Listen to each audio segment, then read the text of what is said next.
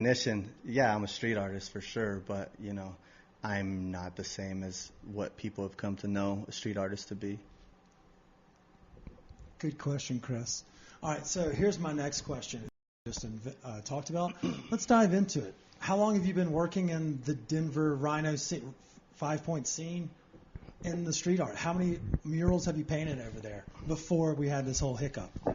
Before there was even any other art down there, I was doing graffiti there, and then I did some of the first murals that were down there on the building that would later become Crema.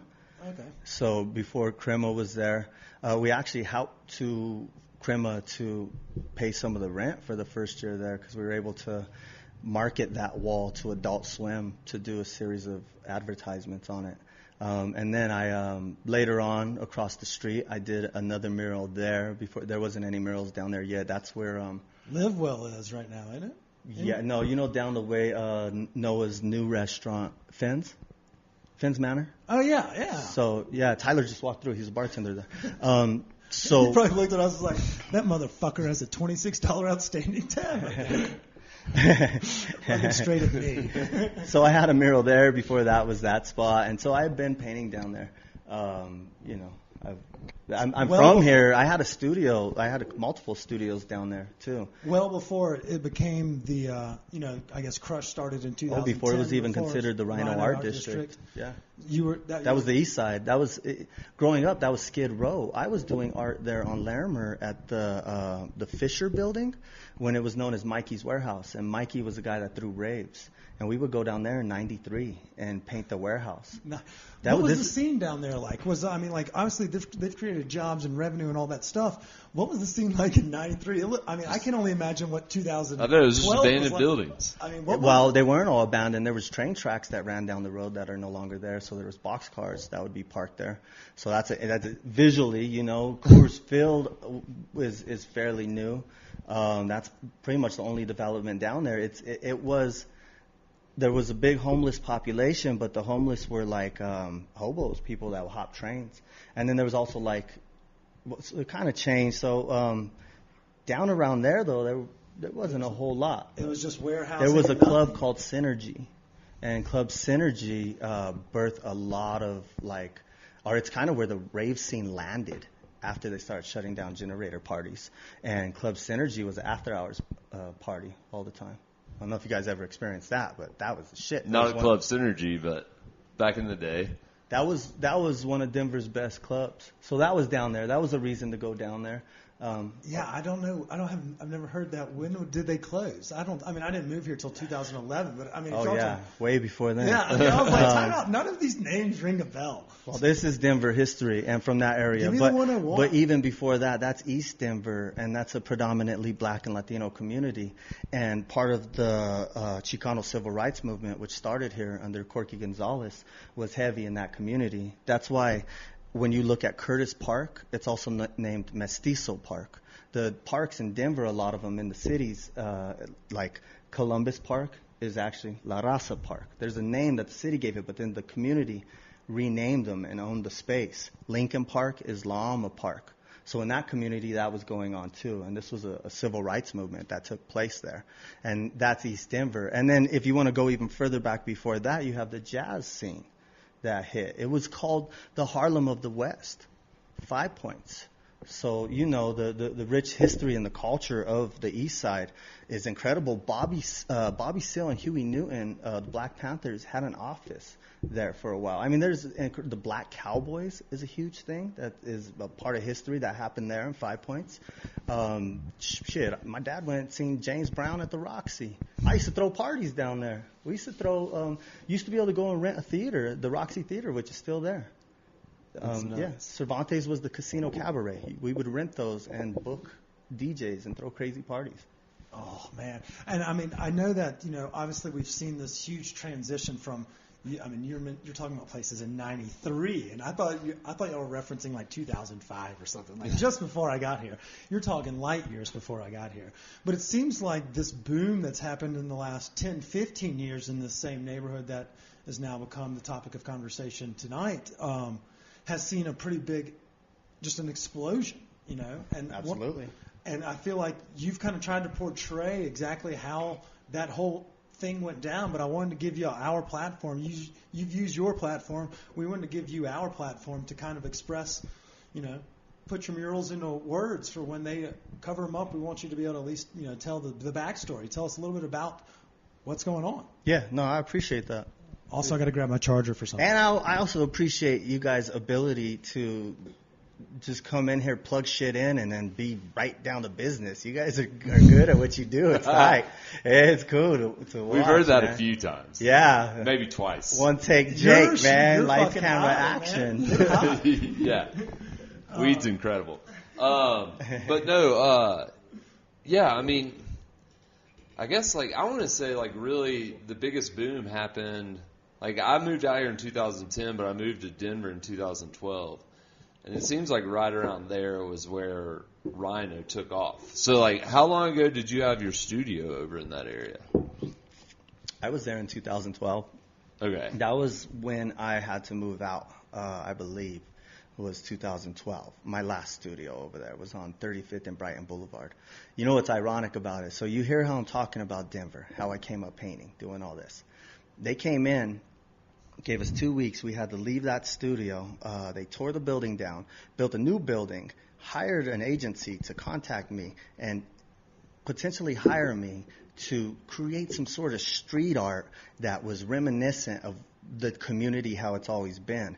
And then when I expressed, it was my address, it was my building. They didn't know, though. They didn't know that. And then when I expressed to them, oh, that's me, and I showed them what I wanted to do that represented the community, it wasn't what they were looking for. So y'all been butting heads since the beginning, it seems like, or since they tried, the developers behind the process. I know Brad Buchanan, the city community developer. He's a friend of mine. I'm not anti. I know plenty of people that are developers. The city is being developed. I just am choosing to have that conversation in that moment and that place because it's an important one that needs to be had. And I feel that art has to have some value and it has to mean something. So that's my expression there. But my art isn't always that. It's different things in different environments and different places. For sure. So yeah. But here I am. I find myself, I'm having the conversation, which I'm open to. And that conversation for me starts even prior to that because in 1996, when North Denver started to get gentrified and they started to put the Highlands name on it and all of that, my family rented a house for 16 years and then was left with nowhere and was homeless. So my understanding of how this sort of development, overdevelopment, and not affordable housing affects the poor is also something that I hope to carry across and get people to consider. Because development is very important, especially cities running out of place to develop. And a lot of the development is prepackaged. So when we talk about RiNo and I say prepackaged, I mean it's pretty blase. It could be anywhere. It could be any little pocket where they've taken that same development and you're lacking all the character. There's nothing even telling you all this history. I mean, there is some stuff on Woughton, but there's not a lot where you could even find the history that I've just shared with you briefly down there. So there's not much of a representation of the community. You know what I mean? No, 100%. And, I can't, like I mentioned, I kind of came in here blind, so everything you've said has all been relatively news to me. You know, you can't get that information just casually or anywhere. There's places in Five Points where, they did tours, Quincy, I believe is his name, did the bike tours through, what was, once Black Denver and through the 5 Points. And you're like, holy shit. I didn't know any of this stuff. And so it is. It's not just your mural, but it's kind of like the history of the neighborhood has gone awry or gone away. And then it was just indicative and kind of proof when they just covered your artwork off the wall because some of the developers that bulldozed the neighborhood and the character of the neighborhood didn't like it or didn't favor it. I don't know if that's the case. I don't allegedly. I don't want to say who did it, and I didn't allege that they did it. No, I said that. Sorry. It has been. A lot of people have. I've been listening to a lot of what people think happened. But either way, it's no coincidence that the conversation that I'm having is striking a nerve. So the part of me saying this mural was censored due to white fragility, all roads lead there, and I can have the conversation. Like I'm having this conversation I'm biracial. I'm half Chicano. I'm half white. My family's from Switzerland. I'm fourth generation. I'm having this conversation as a white male that grew up in this community. My mom grew up in that neighborhood. My grandmother, my wife just came from the neighborhood from seeing her Aunt Shirley, who's 85 years old. Her family owned Joe's Liquors. That's one of the only businesses that's still there.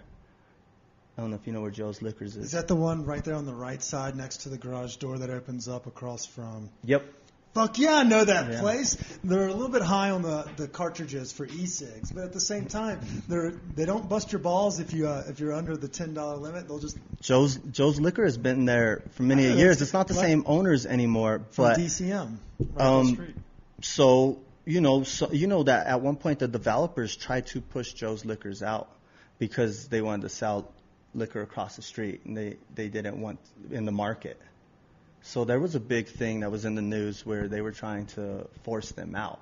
And this is what I'm talking about. It's like, this is not smart development. You know what I mean? It's not keeping anything that is of the community. Not the business, not the story, not the name, not the people. How can we go forward? Like, how do we, well, we know that we fucked up in the RiNo 5 points and we need to avoid having this happen in Globeville? Or is there ways to self-correct? What happens if a capitalist sees the light? I don't know how That's you. a kind way how to do say you? it. That's the kindest way. I'm like. How do you? Are you like? How do you touch the uber capitalist heart to stop wanting to make money? That's what they're going to do.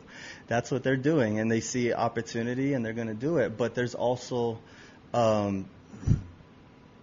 there's ways of developing where you're conscious of what you're doing, and not just I've sat in so many of these meetings. People contact me. They always want to slap some art on the building. There's ways of doing it more so, and there's ways where it's worked. Like, you can look at the development that Laird and Hall just did, the affordable housing in Globeville. You mentioned Globeville. It's keeping people in the city instead of pushing everybody out. It's but I don't know how you stop it. I'm just having the conversation to make sure that people are conscious and aware of it, and let's speak about it, because I think that's the beginning. I think communication, people doing things from within the culture that they're affecting, developing within the community. It's hard because there's not a lot of if you grew up in the neighborhoods of Denver, chances are you can't afford to own anything in the community that you grew up in. Unfortunately, we didn't know to buy the properties, or we just couldn't afford it, being poor. You just really the money now leaves the community. It's not staying within. So a lot of the money spent in RiNo, do you believe that much of it stays there in RiNo or in the east side? No, I totally would not. I think we all kind of can assume that it goes to a couple specific developers or business groups that make a fair amount of the money off of rent, which has been quadrupled, if not 10 times folds in the last 10 years. But at the same time, it's restaurant groups that have these. It's not the one-offs, the Joe Liquors of restaurants, as much as it probably was. But at the same time, you mentioned, it was more warehouses and pop-up raves. So I don't know if I had ever been down to the 5 Points area besides Cervantes or Tom's Home Cooking, I don't know. Tom's Home Cooking. Yeah, I that was Tom's. The best fucking Southern food you could get in the city. It was so amazing. That was my only experience, almost besides Cervantes 715 and that little block right there, the actual 5 Points. Yeah. But I didn't even remember going down Blake or Larimer or Lawrence at any given time, just because it was just like either residence or warehousing. So I oftentimes have this weird question shit, I want to make sure that we, uphold culture and things of that nature from these neighborhoods and not push them out. But at the same time, I really like these restaurants and bars, so I feel bad. How do we maintain a status quo where everybody can kind of have a say and helpful hand? So let me say this too. There was many generations to down there, and when it was considerably blighted or whatever, and people wouldn't go there, it made room for a lot of artists to have also space down there. There was a lot of warehouses full of